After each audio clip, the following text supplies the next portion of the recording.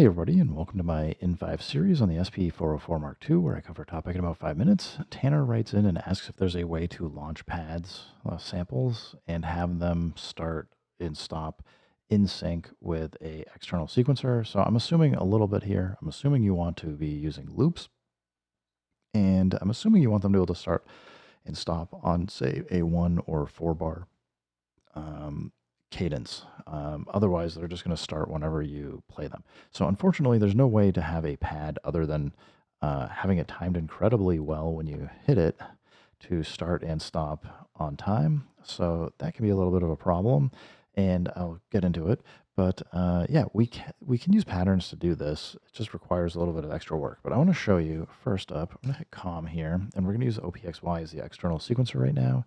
And if I go to System, you can see under MIDI and clock, I know it's hard to read under OBS, but it says out right here. And basically, it's just making sure we're sending MIDI out.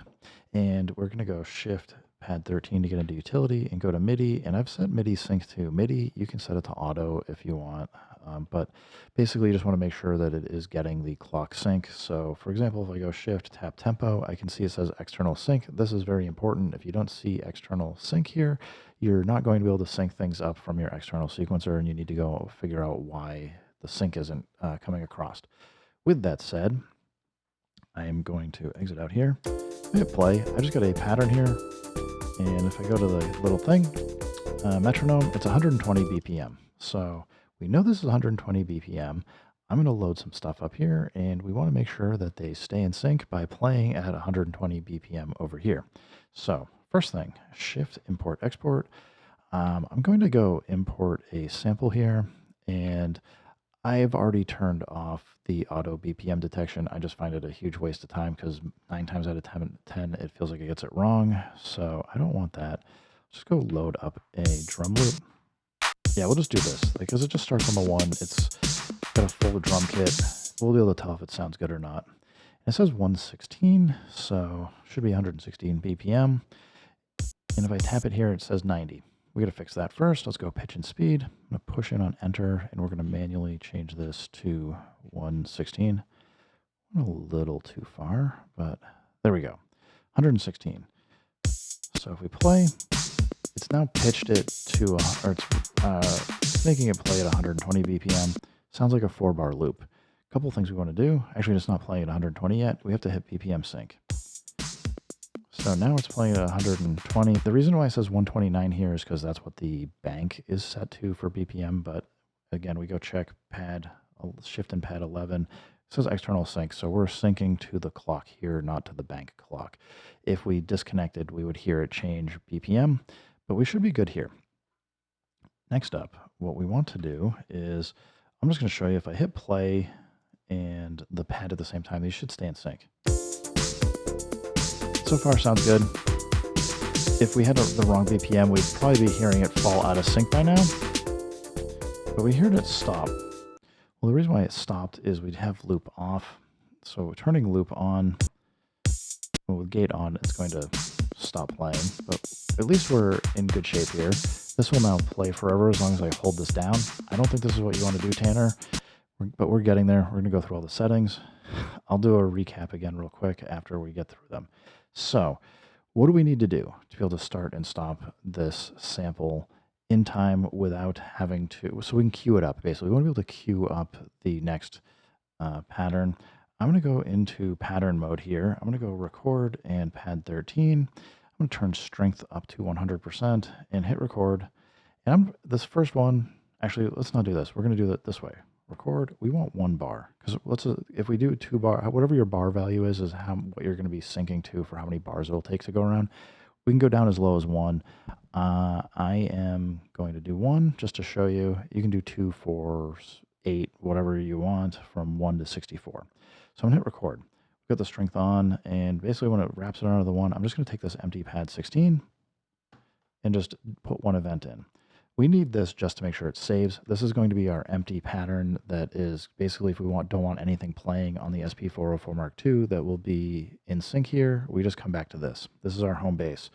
Then I'm going to copy this over to 14.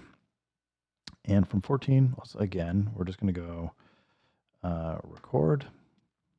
And What I'm actually going to do this time is we'll just hit record. And if you want a metronome on, Shift 9, but we just need to make sure we get this playing.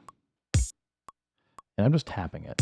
And it'll make sense in a second why I've gone from a 16th note. But with this, if I come over here, if I turn gate off, I can now play it. The gate off just means keep playing, but funny behavior, it stopped at the end of the bar. Well, what happens when you have loop mode on and gate off is it will play. Basically, the signal says play it for the first one, and then the second signal says stop playing it. So you're just going to get this toggle effect. We don't want that. So to get the full effect that we want, you actually want to have gate flashing and loop off.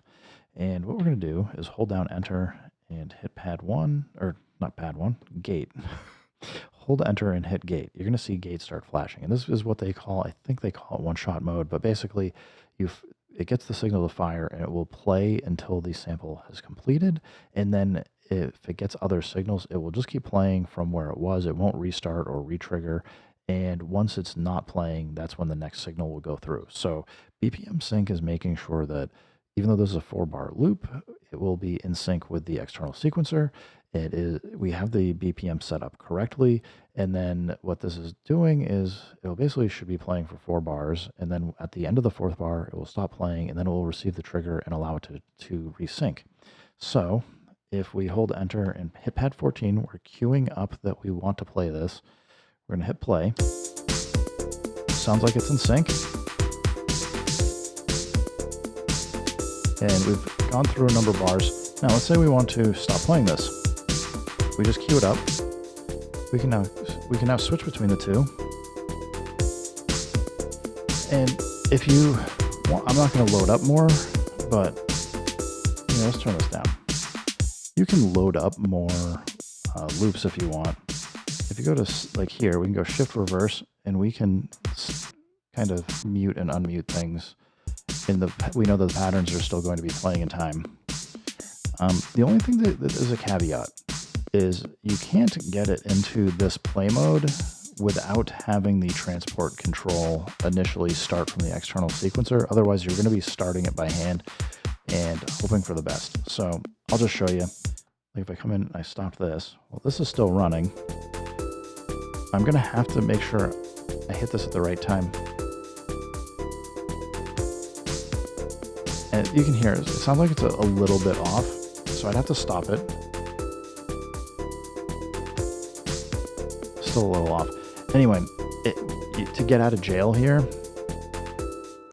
you're going to have to stop your sequence, which if you're playing live, you're probably not going to want to do this. If you're just jamming, who cares? But I would say just make sure you don't accidentally stop your sequencer. Now we can see that this is purple.